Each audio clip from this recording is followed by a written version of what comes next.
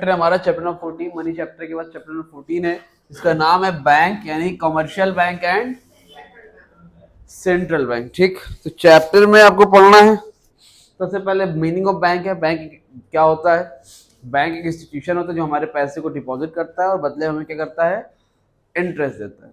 ठीक है, ये बेसिक चीज है, समझ लो। बैंक क्या करता है, जैसे थोड़ी एग्जांपल के लिए तुमको समझा देता हूँ ताकि आपको याद रहे कॉन्सेप्ट। देखो, जैसे मान लो ये अंजुम ने 1000 रुपीज बैंक में जमा किए। ठीक है, बैंक क्या करता है? नॉर्मली हमारे पैसे को क्या करता है? डिपॉजिट करता है, ठीक, और हमें इंटरेस्ट देता है और लोगों को लोन देता है। ठीक है, तो बैंक ऐसा क्या करता है कि हमारे पैसे को अपने घर में संभाल के भी रखता है, मतलब अपने बैंक में, और हमें इंटरेस्ट भी देता है। ठीक है, ऐसा तो है नहीं कि हम तुम्हें कोई चीज़ दे लो भैया संभाल के रखो और फिर बाद में हमें इंटरेस्ट भी दो। ऐसा तो नहीं होगा, पैसा बढ़ा के भी दोगे, उल्टा हमसे मांगोगे ना, या तुम्हारा सामान रखा है कुछ तो पैसा दो। तो उसी तरह बैंक क्या करता है? 1000 रुपये देता है और हमें क्या करता है? इंटरेस्ट देता है। पैसे बढ़ा करता है, 1000 रुपये लिया तो 1100 रुपये तुमको देगा, ठीक, कुछ दिन बाद। तो ऐसा क्या करता है बैंक? तो याद रखो, अगर जरफिशा अंजुम ने 1000 रुपीज बैंक में जाके क्या कर दिए? डिपॉजिट कर दिए, तो बैंक हमेशा इसके दो टुकड़े करता है। कितने टुकड़े करता है? दो पार्ट्स में इसको डिवाइड कर देता है। दो पार्ट्स का मतलब है कि एक हिस्सा डाल देगा लोन में और एक हिस्सा डाल देगा LRR में। LRR का मतलब होता है लीगल रिजर्व रेशियो, रिजर्व समझ लो एक तरह से। ठीक, तो मान लो 1000 रुपए में 800 रुपए लोन पे दे दिए और 200 रुपए रिजर्व में डाल दिए। ठीक, तो बैंक हमेशा इसके दो पार्ट्स करता है, कुछ पैसे लोन पे देता है, कुछ पैसे रिजर्व कर देता है। अब 800 रुपए मान लो लोन पे दे दिए, 200 रुपए रिजर्व क्यों किया? सारा पैसा लोन पे नहीं क्यों दिया? क्योंकि मान लो कल को इनको अंजुम को पैसा ATM से निकालना हुआ तो कैसे निकालेंगी? तो इसके लिए कुछ ना कुछ पैसे क्या होने चाहिए? रिजर्व होने चाहिए। ठीक है, तो इसलिए कुछ पैसे रिजर्व रखता है, नहीं उसका बस चले तो पूरा का पूरा पैसा लोन पे दे दे। ठीक, अब रिजर्व 200 रुपए क्यों करता है भैया? अच्छा, मान लो कि तुम्हारे दिमाग में कोई सवाल तो नहीं कि 300 रुपए निकालना हुआ तो तुम्हारे दिमाग में होगा 200 रुपये रिजर्व कराया, अगर 500 रुपये निकालना पड़ गया हमें तो ATM से कैसे निकलेगा ना? तुमसे यही उम्मीद थी हमें। देखो, तो अकेला अंजुम का पैसा नहीं होता है बैंक में। ठीक है, अंजुम का इकलौता अकाउंट नहीं है, अंजुम जैसे लाखों लोग अकाउंट में होंगे, बैंक में होंगे, तो वो एडजस्ट हो जाता है, इधर का पैसा इधर करके एडजस्ट हो जाएगा। ठीक है, अब ये लोन कैसे होता है? अब 800 रुपये मान लो लोन दिया, ठीक, और अंजुम का पैसा था, अनम को लोन दे दिया 800 रुपए का, इनको जरूरत थी, और बोला 800 के बदले 1200 रुपए तुमसे लेंगे। कितना? 1200 रुपीज लेंगे। अब इसको पैसे की बहुत जरूरत होगी, बेचारा वो क्या करेगा? लोन लेगा ही लेगा। अनम ने ले लिया, अब 400 रुपये बढ़ा कर दिया। 400 रुपये में यार 50 रुपये अंजुम को बढ़ा के दे दिया उसने, 1000 प्लस 50 कितना हो गया? 1050। बाकी का 350 रुपये किसने ले लिया? बैंक ने ले लिया। तो बैंक इस तरह से क्या करता है? पैसे अर्न करता है, तुम्हारे पैसे से लोगों को पैसा बांटता है और फिर कमाई करता है अपने। ठीक, टाइप्स ऑफ बैंक है, सिलेबस में सिर्फ और सिर्फ दो ही बैंक सिलेबस में आपको दे रखा है। पहला है सेंट्रल बैंक, दूसरा है commercial bank.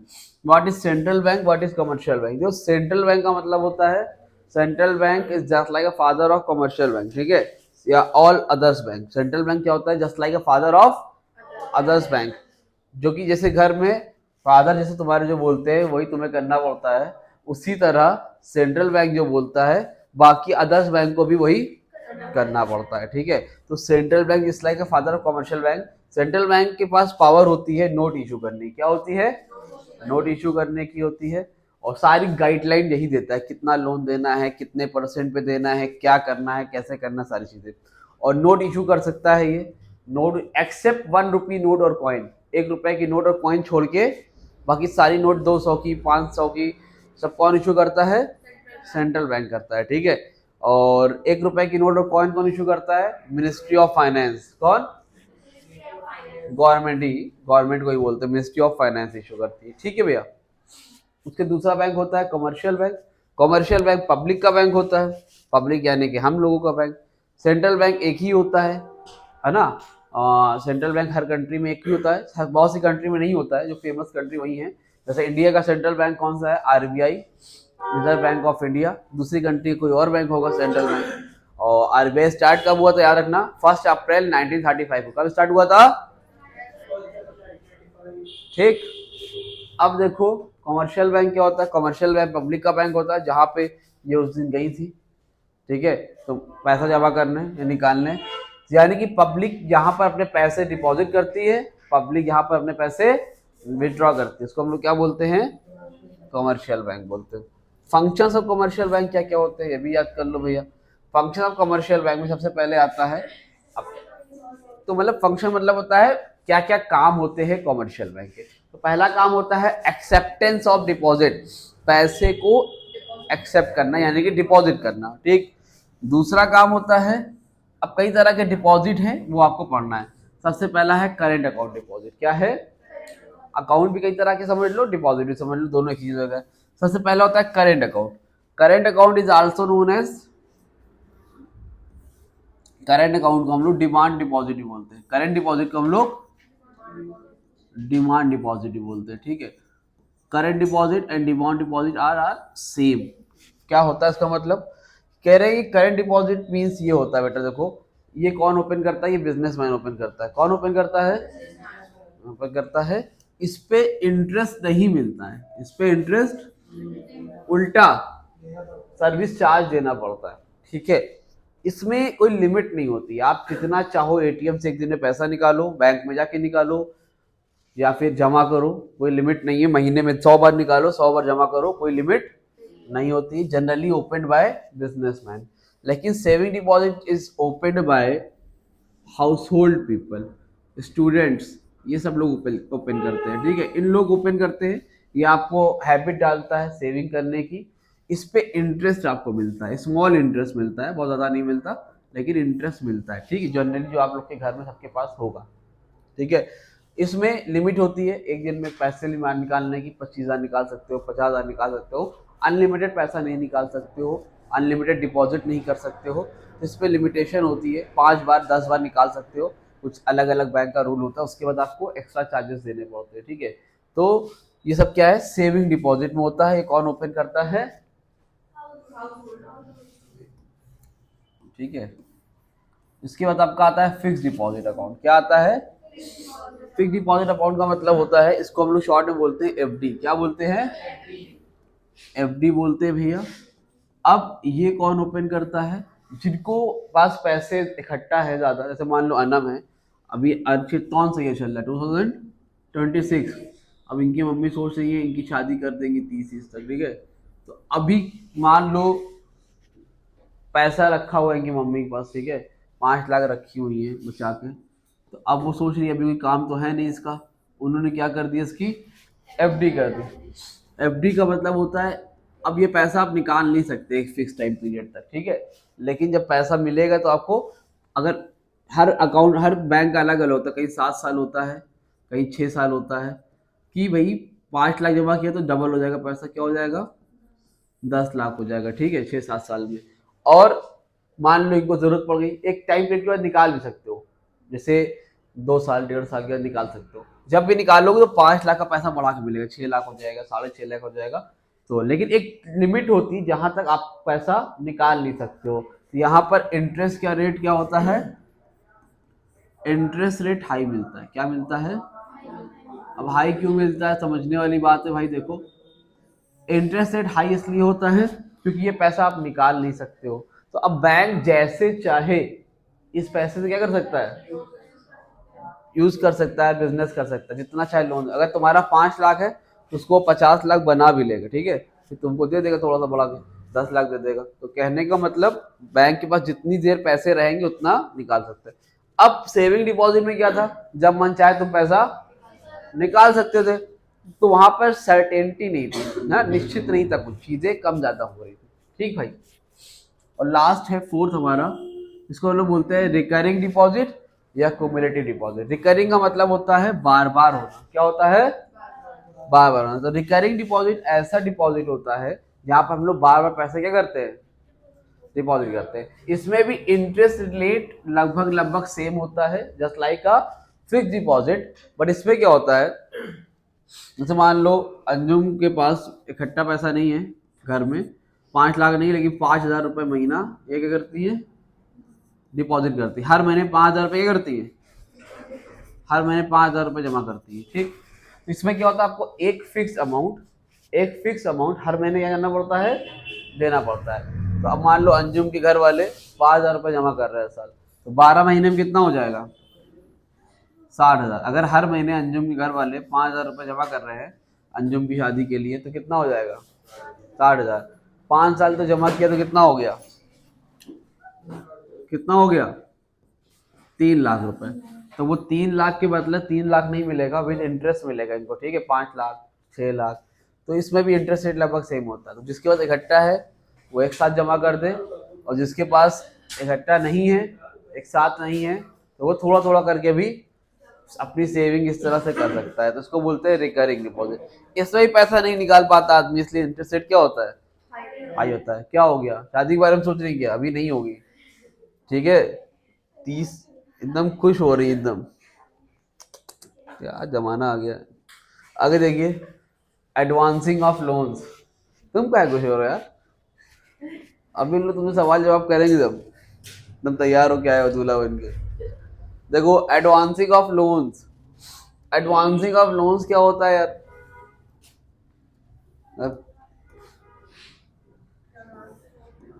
Advancing of loans का मतलब होता है लोन देते हैं। दूसरा काम क्या होता है बैंक का, अनस भाई, लोन दे देते हैं। कैसे लोन देंगे, जैसे लिया जाता है, तो कितने तरह का लोन देता है ये देखो। ठीक, नंबर 1 पर है cash credit.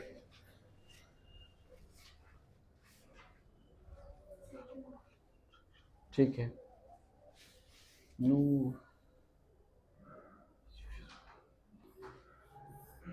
Charge interest not on the entire amount of.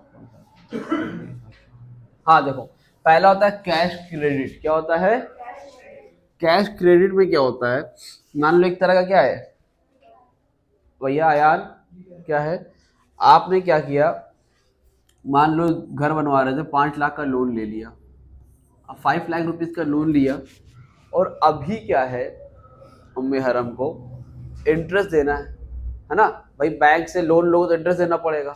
Bank का लोन का पैसा कहाँ आता है, लोन का पैसा कहाँ पर आता है, अकाउंट में आता है।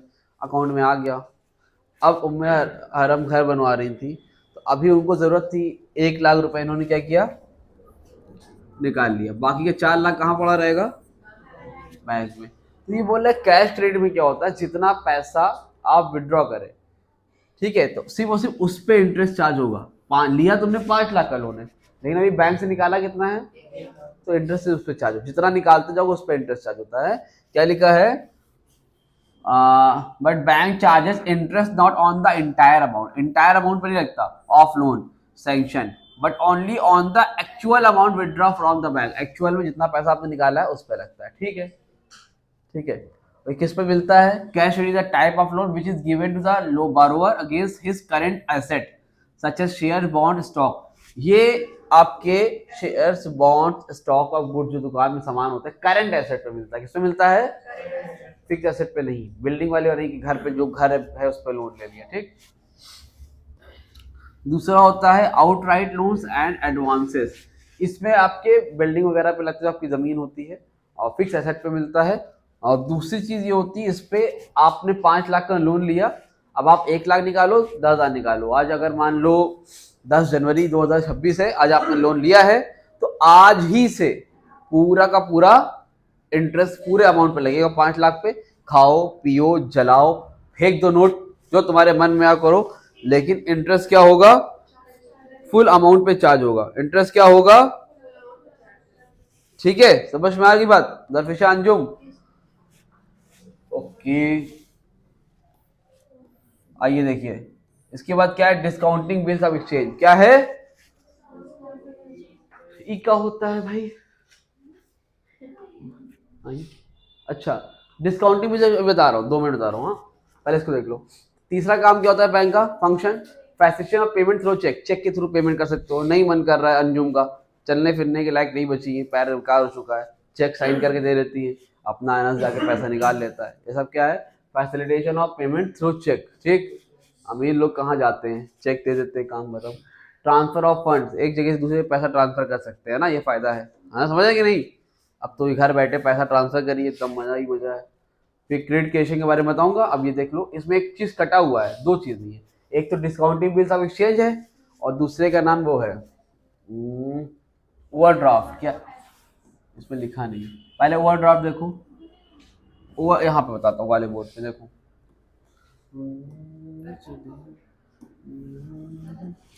देखिए बेटा, ओवरड्राफ्ट क्या है? ये ओवरड्राफ्ट क्या होता है भाई? ओवरड्राफ्ट का मतलब होता है, पहले तो याद रखना, overdraft facility is just only for current account holder. Overdraft facility किसको मिलती है? सिर्फ और सिर्फ अंजुम। किसको मिलती है? टीका? ठीक है, करेंट अकाउंट होल्डर के लिए सिर्फ और सिर्फ ये फैसिलिटी होती है, किसी भी आगे एरे के लिए नहीं होती है। ठीक है, अब देखिए, अब होता क्या है, जस्ट सपोज मान लो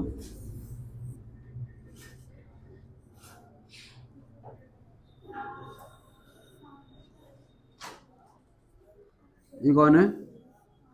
अंजुम। कौन है ये? अंजुम। अब मान लो अंजुम को जो है, अंजुम के अकाउंट में इस टाइम 7,000 रुपीज थे। कितने रुपए? 7,000 रुपए। अब इनको एक पेमेंट करनी थी चेक के थ्रू। क्या करनी थी? चेक के थ्रू इनको पेमेंट करनी थी। यहाँ पर अंजुम ने अपने साइन किए, आई एम अंजुम, और 10,000 रुपीज का चेक दे दिया अंजुम को। ठीक, 10,000 रुपए का चेक दे दिया। आप समझ पा रहे हैं? नहीं समझ पा रहे? अब अंजुम ने भाई 10,000 रुपए का चेक दे दिया, बहुत बढ़िया। अब किसको दे दिया? अनम भाई को। अनम को ना दो यार, यहाँ अनस को दे दिया। किसको दे दिया? ये ऐनक है ना, ऐनक मतलब चश्मा। आने दो, कॉल आ रही है, आने दो, पढ़ाई पे ध्यान दो। ठीक, किसको दे दिया? अनस को दे दिया। अब अनस को चेक दे दिया अंजुम ने 10,000 रुपए का। अब ये बताओ, अंजुम के अकाउंट में कितने पैसे थे? 7,000 रुपए से वो सिर्फ थे, राइट। अब अनस जो है, अब बात लो, अनस चेक लेके जाएगा बैंक में, तो चेक क्या हो जाएगा? चेक बाउंस हो जाएगा, कैंसिल हो जाएगा। तो अंजुम की थूथू मच जाएगी मार्केट में। अनस, ऊपर से अनस जैसे आदमी हर जगह बताएंगे उनके हाथ से बिजनेस मत करना, चेक बाउंस हो जाता है, पेमेंट नहीं क्लियर होती है ना। ऐसा होगा कि नहीं होगा? ऐसा तो पक्का होगा। फिर तो ऐसी कंडीशन में बैंक क्या करता है? कितना रुपए कम पड़ रहा था? 3,000 रुपए अपने तरफ से मिला देगा, अनस को मालूम ही नहीं चल पाएगा कि ऐसा हो गया। ठीक है, पेमेंट क्लियर हो जाएगी। अब 1 दिन बाद, 2 दिन बाद, 10 दिन बाद जब अंजुम पैसा जमा करेंगी, बैंक अपने पास वो पैसे ले लेगा विद इंटरेस्ट। 3,000 रुपए में खाली ऐसे नहीं 3,000 लेगा, 3,000 है तो 3,500, 3,600 जो भी पैसा बनेगा विद इंटरेस्ट वो काट लेगा। ठीक, जितना लेट करोगे उतना इंटरेस्ट लगता जाएगा। क्लियर है? 1 मिनट हमारे यहाँ तक हो गया, इतनी बात समझ में आ गई?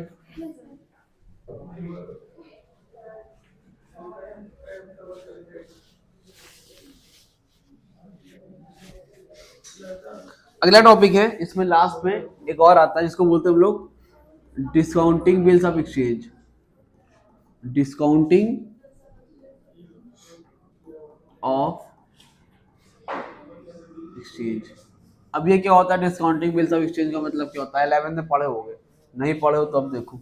देखो यहाँ पर क्या होता है, ये एक बायर है, ये एक सेलर है। ठीक है, एक कौन है? बायर है, एक कौन है? सेलर है। बायर क्या करता है? देखो, डिस्काउंटिंग बिल्स ऑफ एक्सचेंज क्या होता है? बिल्स ऑफ एक्सचेंज नाम का एक डॉक्यूमेंट्स होता है। ये क्या होता है? ये ना, बिल्स ऑफ एक्सचेंज जो एक डॉक्यूमेंट्स होता है जिसके अंदर साइन, अब बायर मान लो ये हैं, अनस हैं, सेलर मान लो ये हैं, अंजुम है। ठीक है, अब समझो बात को, अगर सेलर ने, अंजुम ने अनस को सामान बेच दिया, और फिर अनस जब बोला, अनस ने बोला यार तुम तो जान पहचान की हो, 3 महीने बाद पैसा दे देंगे। तो अंजुम ने कहा ठीक है यार, तो अपने क्लास के आदमी को दे देंगे, कोई बात नहीं। अब 3 महीने बाद अनस जो है पैसा देने से मुकर गया, कह रहा है कौन सा पैसा, कैसा पैसा, हम नहीं जानते तुमको, कौन हो तुम, जाओ। तो अब ऐसे कंडीशन में अंजुम क्या करेंगी? कुछ नहीं कर पाएंगी रोने धोने के अलावा। तो अब ऐसा दोबारा ना हो किसी और अंजुम के साथ, उसके लिए बिल्स ऑफ एक्सचेंज का जन्म हुआ। जो अंजुम के साथ हुआ वो किसी और के साथ नहीं होना चाहिए। अनम के साथ कल हो गया तो ये आतिका के साथ हो गया तो ऐसा ना होने पाए इसके लिए किसका जन्म हुआ? बिल्स ऑफ एक्सचेंज का। इंस्टाग्राम चला रहे हो, ठीक है, तो बिल्स ऑफ एक्सचेंज का जन्म हुआ। तो बिल्स ऑफ एक्सचेंज का जब जन्म हुआ तो इसमें क्या हुआ, इसमें अंजुम ने बोला देखो ऐसा है अनस, तुम मक्कार आदमी हो, तुम इसमें साइन करो। अनस ने बोला ठीक है, अनस ने साइन कर दिया। अब 90 दिन बाद, 30 महीने बाद अनस पैसा देने से मुकरता है, तो फिर क्या होगा? इसके मुंह पे इसके खिलाफ केस कर सकते हैं हम लोग। क्या कर सकते हैं? केस कर सकते हैं, जेल जा सकता है, डरेगा, तो ऐसी कोई गलत हरकत नहीं करेगा। और एक फायदा तो ये हो गया। दूसरा क्या है, मेन फायदा क्या है इसका? मतलब क्या, डिस्काउंटिंग बिल्स ऑफ एक्सचेंज का मतलब, इसका मतलब ये है कितने महीने की बात हुई है, और मान लो भैया को आफ्टर 1 मंथ, कितने मंथ, 1 महीने के बाद, 1 महीने के बाद, ठीक, इसको पैसे की जरूरत पड़ गई। किसको? अंजुम को। अब अंजुम कह रही हेलो अनस, भैया वो मेरा पैसा दे दो, तो अनस क्या बोलेगा? अनस यही बोलेगा ना, कौन सा पैसा भाई साहब, 3 महीने की बात हुई, 3 महीने बाद हमसे बात करना, तो अब इनके कोई रास्ता नहीं है। लेकिन बिल्स ऑफ एक्सचेंज पे यहाँ पे डॉक्यूमेंट्स है, एक लीगल डॉक्यूमेंट्स होता है ना, तो ये बिल लेके चली जाएंगी कहाँ पे?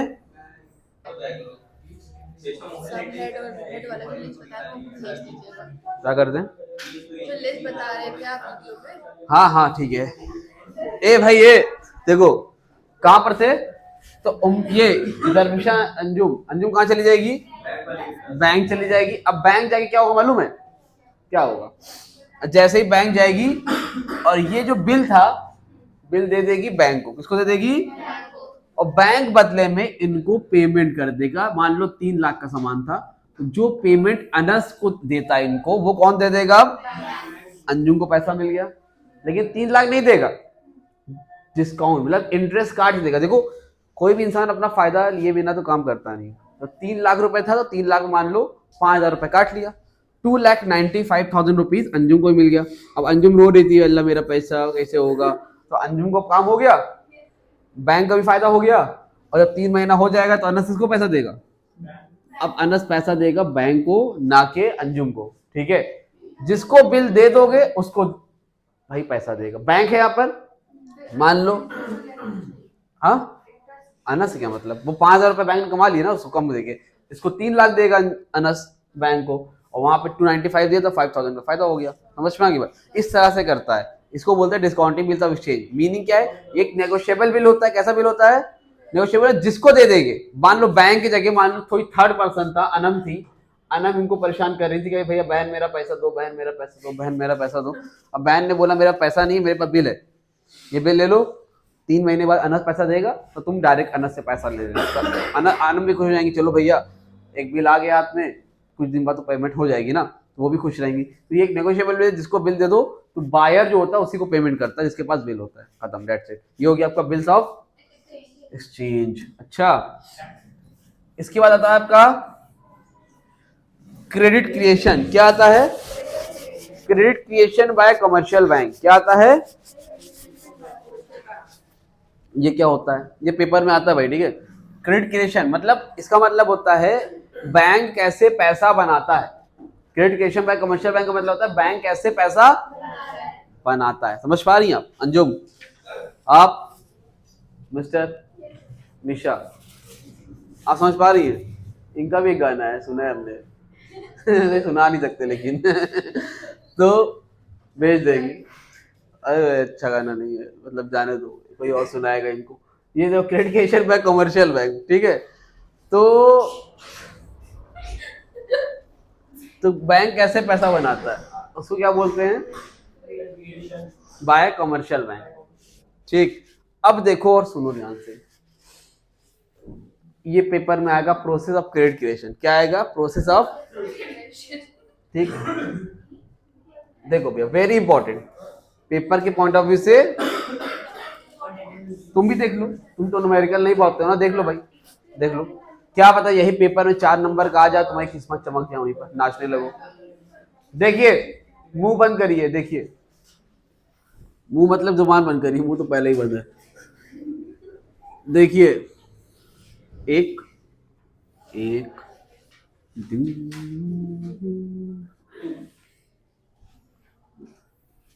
यहां हो जाएगा राउंड, या बैंक नेम लिख सकते हो आप, क्या लिख सकते हो, बुक खुला है, हाँ तो लिख लो, बैंक नेम लिख लो, ठीक है। फिर क्या लिखा इन्होंने, डिपॉजिट, फिर रिजर्व है यहाँ पे,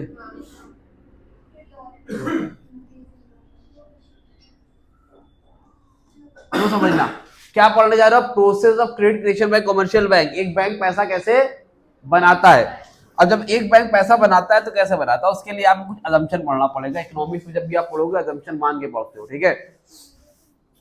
पहला assumption, all banks are same. पहला अजम्पशन क्या है, जितने भी बैंक होते हैं बेटा वो क्या होते हैं, सारे के सारे बैंक, ठीक है। दूसरी चीज, listen to me carefully everyone, all banks are same हो गए बेटा, and the second thing is all transactions are doing through check और ऑनलाइन। मतलब देखो, दो अजम्पशन मान लोगे तभी समझ में आएगा। दो अजम्पशन बेटा ये है, जितने भी बैंक है क्या है, सेम है, और जितने भी ट्रांजेक्शन्स हो रहे हैं वो चेक के थ्रू हो रहे हैं। जैसे नूर कैफे में अगर मान लो अनम चाय बैठ के पी रही हैं, तो उसका ट्रांजेक्शन कैसे हो रहा है, 10 रुपए का ऑनलाइन हो रहा है, चेक के थ्रू हो रहा है, ऑनलाइन जीपे से हो रहा है। गुटखा पी रही है, अरे गुटखा खा रही है जिसको भाई नशा चढ़ जाता है वो गुटखा उसमें चाय में मिला के डाल करके से पीता है। अंजुम नहीं, ये निशा, उनका घर है ना वहीं पे, जाती वहीं पर है लेकिन खाने पीने, ठीक है। तो मोहब्बत पार के पास तो चाहे जाओ, ज्यादा मत बोलो, अभी कुछ मुंह से निकल जाएगा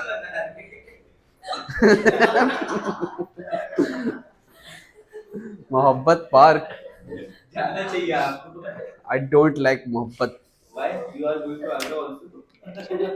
वो तो देखने गए थे कि एक आदमी ने कैसे इतना पैसा खराब कर दिया है औरत को। बहरहाल छोड़िए मोहब्बत शोहब्बत, इधर देखिए, ये बैंक है, ये डिपॉजिट है, ये रिजर्व है, ये क्या है, लोन है। अब मान लो दो अजम्पशन याद रखना, सारे बैंक क्या होते हैं, और जितने भी ट्रांजेक्शन हो रहे हैं किससे हो रहे हैं, थ्रू चेक हो रहे हैं। चल, पहला मान लो अंजुम ने एसबीआई में जाके 1000 रुपए जमा किया, कितना, ठीक है। रिजर्व कितना है ये आपको अजम्पशन मानना पड़ेगा। हमने मान लिया कि एलआरआई यानी कि रिजर्व जो है हमारा 20% है। तुम 50 भी मान सकते हो, तुम्हारा मूड है, तुम जितना मान लो, ठीक। हाँ, तो 1000 रुपए में 200 रुपए भैया रिजर्व करती है, और 800 रुपए ये कम ज्यादा होता था, ये आरबीआई डिसाइड करता है कितना आप रिजर्व बनाओ कितना नहीं, ठीक है। मान लो अभी आरबीआई ने 20% डिसाइड किया, तो 1000 रुपए में 200 रुपए रिजर्व, 800 रुपए लोन पे चले गए भाई, ठीक, कोई दिक्कत। अब हम लोगों ने क्या माना था कि सारे बैंक सेम है और जितने भी ट्रांजेक्शन हो रहे हैं थ्रू चेक हो रहे हैं। अब मान लो 1000 रुपए अर्जुन ने जमा किया, अनम ने लोन ले लिया, दूसरा आदमी आया, भाई बैंक भाई हमें लोन चाहिए, बैंक भाई ने बोला तुम्हें लोन दे देंगे, तो बैंक भाई ने लोन दे दिया। अब कोई भी इंसान लोन लेता है तो अपने घर में सेविंग करने के लिए लेता नहीं है, मजबूरी में लेता है, पैसे की जरूरत होती तभी लेता है। तो भैया अनम ने लोन किस लिए लिया था, मजबूरी में लिया था, मतलब खर्चा करा होगा पैसा। कोई भी लोन लिया होगा तो क्या करेगी, खर्चा करेंगी। इन्होंने पैसा क्या किया, मुंह पे हाथ रखो यार, खर्चा किया, ठीक। तो खर्चा करने के बाद जाहिर सी बात है, और अजम्पशन क्या माना है तुमने, जो भी खर्चा होगा वो चेक के थ्रू होगा, तो घुमा फिरा के वो पैसा वापस से कहाँ आएगा, बैंक में आएगा। घुमा फिरा के वापस कहाँ आएगा, बैंक में आएगा। तो यहाँ पे कोई भी बैंक लिख सकते हो तुम, बैंक ऑफ बड़ौदा जो भी लिखो। तो 800 रुपए फिर से बैंक में आए, बैंक ने क्या किया, फिर से लोन दे दिया, वही प्रोसेस सेम होगा, 20% सेव करेगा, बाकी का पैसा क्या करेगा, तो 800 का 20% कितना होगा, 160 रुपए रिजर्व किया और 640 रुपए लोन पे फिर से दे दिया। फिर कोई और आएगा, अयान की जरूरत है, अयान ने लोन ले लिया, अयान क्या करेगा, फिर से खर्चा करेगा, यही प्रोसेस फिर से होगा। तीसरा बैंक मान लो आईसीआईसीआई बैंक है, वापस से फिर आया पैसा वही बैंक में पास, फिर वो 640 से क्या करेगा, लोन 20% बचाएगा, 20% कितना है 128, और फिर यहाँ कितना आएगा 512 फिर आएगा, फिर यही प्रोसेस होगा। फिर कोई बैंक मान लो पंजाब पीएनबी, अब ये प्रोसेस जो है, आगे मत करो बहुत इतना, 3 बार निकाल देना, ये प्रोसेस चलता रहेगा। अब ये प्रोसेस चलता कब तक रहेगा भाई साहब, देखो ध्यान से, जब तक 1000 का 5000 ना हो जाए, कितना ना हो जाए, ठीक, और डिपॉजिट कितना ना हो जाए, डिपॉजिट में कितना लिखा है 4000, सॉरी सॉरी सॉरी, लोन कितना है, लोन 4000 होगा, लोन कितना ना हो जाए, ये 5000 ना हो जाए, और 5 में 4 कितना बचा, तब तक ये प्रोसेस चलता रहेगा। अब तुम सोच रहोगे तो आपको ये कैसे पता कि 5000 हो जाएगा, ठीक है, देखो ये डिपेंड करता है आपके एलआरआर के ऊपर, ये हमें पता था इसलिए हमने तुमको बता दिया कि 1000 का 5000 हो जाएगा। कैसे, इसको निकालने का फॉर्मूला होता है मनी मल्टीप्लायर। क्या होता है, मतलब जितना रिजर्व आपका रहेगा उसके हिसाब से आपका पैसा बनता है। Money multiplies equal to 1 upon LRR, 1 upon LRR। LRR कितना है 20%, 20% का मतलब होता है 20 अपॉन, इतनी बात समझ में आ रही है, नहीं आ रही, आ रही है। अब देखो 100 ऊपर जाएगा, 100 अपॉन कितना हो जाएगा, डिवाइड करो कितना आएगा 5, कितना आएगा, तो यानी कि 5 टाइम्स, कितने गुना पैसा बनाएगा, अगर यहाँ 2 आता तो यानी कि 1000 का 2000 बनता, 3 आता तो 1000 का 3000 बनता, 5 टाइम्स है यानी कि 1000 का 5 गुना 5000, और 5 और रिजर्व कितना, जितना डिपॉजिट था उतना रिजर्व हो जाएगा 1000, 5 में से 1 कितना बचेगा, समझ में आ रही बात कि नहीं आ रही है, ठीक, 5000 में 1000 कितना बचा 4000, कोई दिक्कत कोई परेशानी नहीं है। इसको हम लोग बोलते हैं credit process of credit creation, ठीक, क्लियर होगी बात। इसको आपको एक्सप्लेन करना पड़ता है, पहले लिखोगे लेट अज्यूम दैट LRR इतना इतना percent, all banks are same, ये दो assumption है, फिर बताओगे in the first round a person deposit 1000 rupees and bank reserve 200 rupees and give 800 loans to other person name is B, ये नाम लिख सकते हो, and the same process will be again, he will spend the money and 800 rupees deposit and he will save 20% of reserve and provide a loan of 640 rupees to other person, and this process will be again and again, at least when bank did not make a 4000 rupees of loan and 5000 rupees deposit and 1000 rupees reserve, because we know that LRR is 20%, that they are given 5 times of the deposit, तो जितना 5 times होगा इसलिए इतना पैसा बनेगा, इस तरह से आपको लिखना पड़ेगा अपने ओन वर्ड्स में, ठीक है भाई। ये हो गया आपका process of credit creation bye commercial bank, clear होगी बात, इसको प्रैक्टिस कर लीजिएगा, इतना रखिए, इसके बाद आगे की वीडियो में कल करवाएंगे, ठीक है जी, तब तक के लिए थैंक यू सो मच।